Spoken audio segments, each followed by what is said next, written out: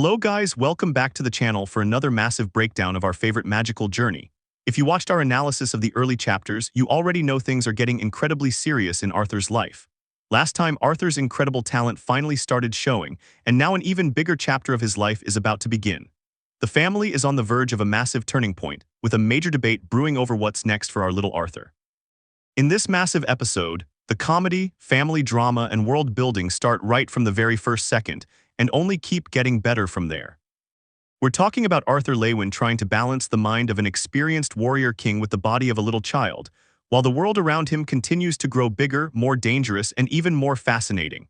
Trust me, you don't want to miss a single second of this journey, so settle in, grab your snacks, and let's break down exactly what happens.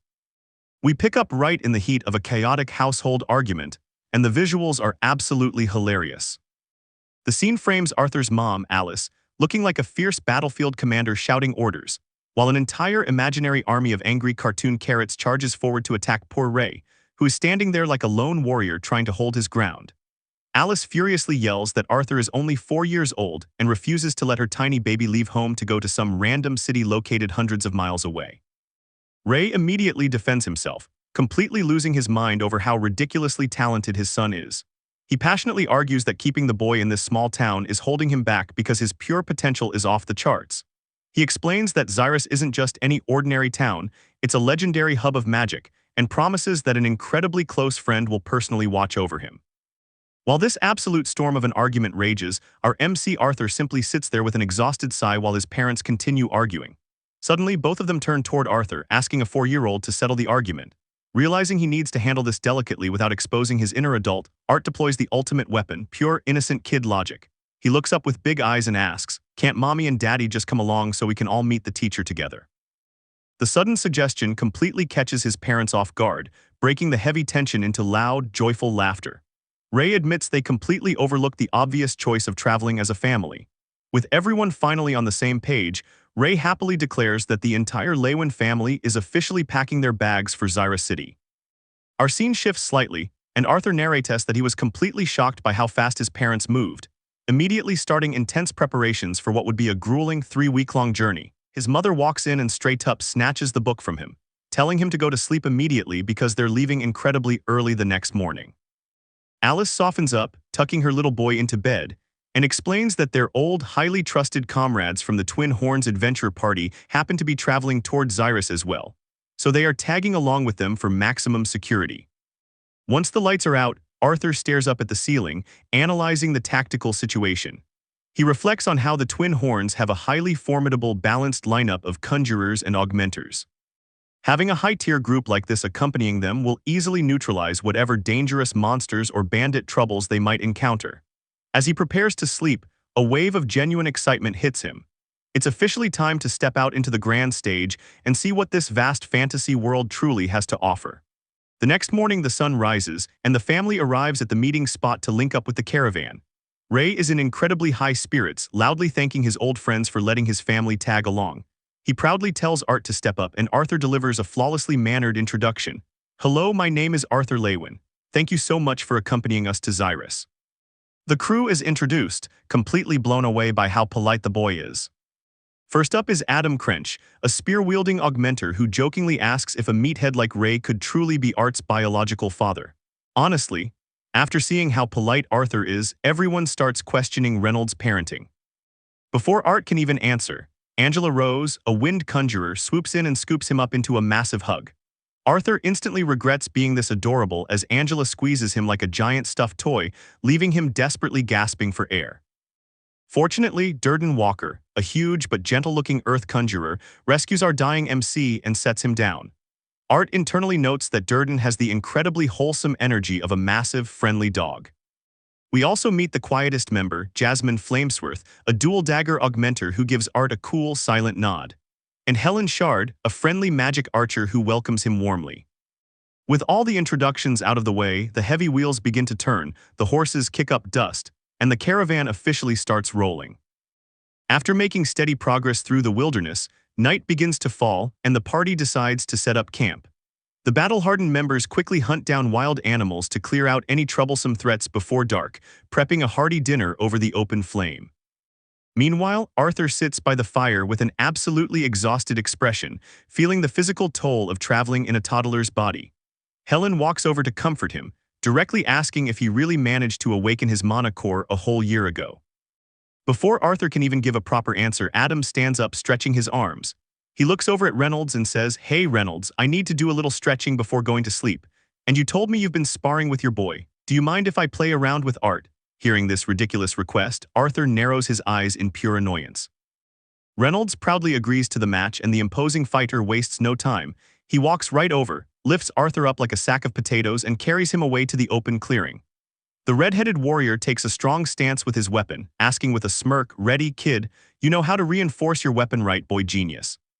Looking back at his dad, Arthur tries to send desperate, panicked father-son telepathy waves. "Redhead is out for blood, get me out of this mess." But instead of rescuing his son, Reynolds pumps his fist in the air and enthusiastically shouts, "Go get him." Arthur's soul instantly leaves his body.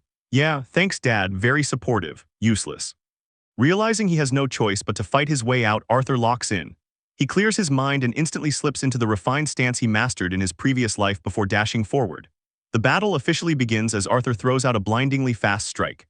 The fighter barely dodges it, but in the next instant, Arthur completely disappears from his sight and pops up right behind him, leaving the poor guy frozen in shock. But just as Arthur goes for the finishing blow, his tiny baby feet betray him and slip right out from under him. Adam instantly catches the opening and drives his long rod forward like a spear. Arthur slams back with a heavy counter to block it, and the clash of their mana explodes into a massive shockwave across the clearing. The violent impact sends Arthur flying backward through the air. For one glorious second, he experiences temporary flight, and his brain helpfully supplies the classic line, "For every action there is an equal and opposite reaction."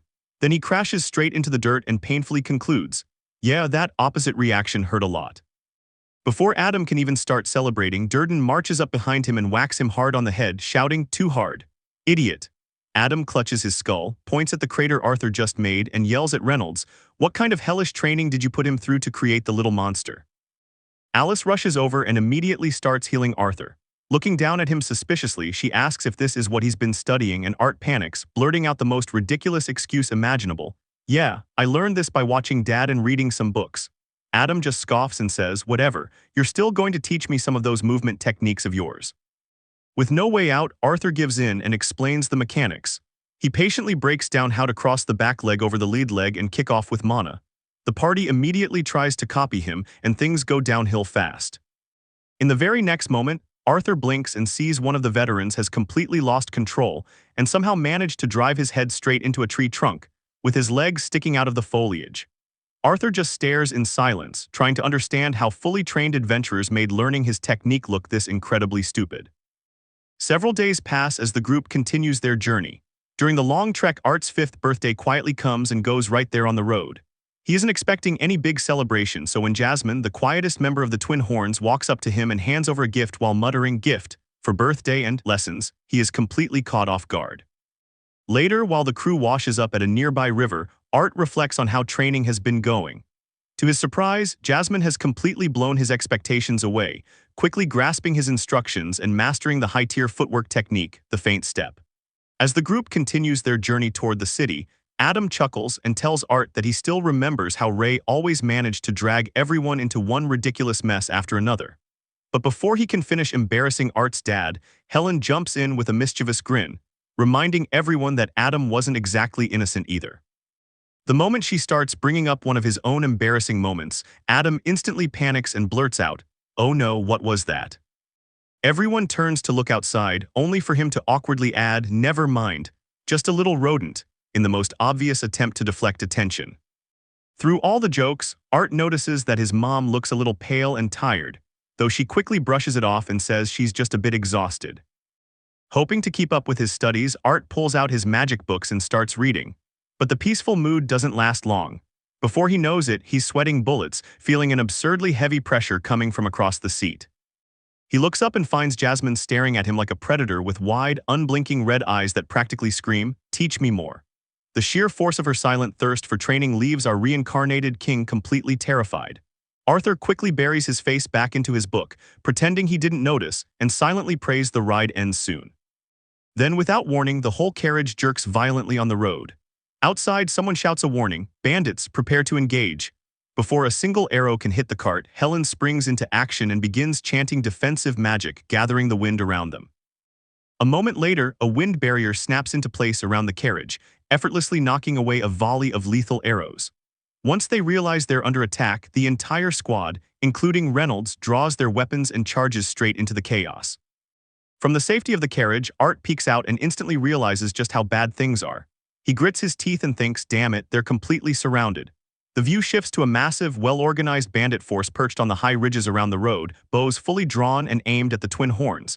This isn't some random group of petty thieves. This is a coordinated ambush. Then the leader steps out from the shadows. After seeing their defensive barrier and the warriors rushing out to fight, he just chuckles and barks out a chilling order to his men. Pretty good catch, boys. Leave only the women and kid alive and try not to leave scars. After all, damaged goods will only sell for less. With the horrifying realization that these aren't just bandits, but slave traders trying to capture them alive, the stage is officially set for an absolute bloodbath. What an incredible set of chapters, delivering pure comedic synergy, great character moments, and a brutal cliffhanger. The story shifts from Jasmine's weirdly intense training obsession straight into a terrifying slave trader ambush, showing just how strong the pacing of this series is. And now Art is trapped in the carriage while his family fights for their lives outside. How is Art going to protect his mother without exposing his overpowered magic? Can the Twin Horns handle a coordinated bandit squad on their own? Let me know your thoughts and wild theories in the comments below. Don't forget to like, subscribe, and hit that notification bell so you never miss a chapter breakdown. Thank you for watching, and I'll see you in the next video. Bye-bye.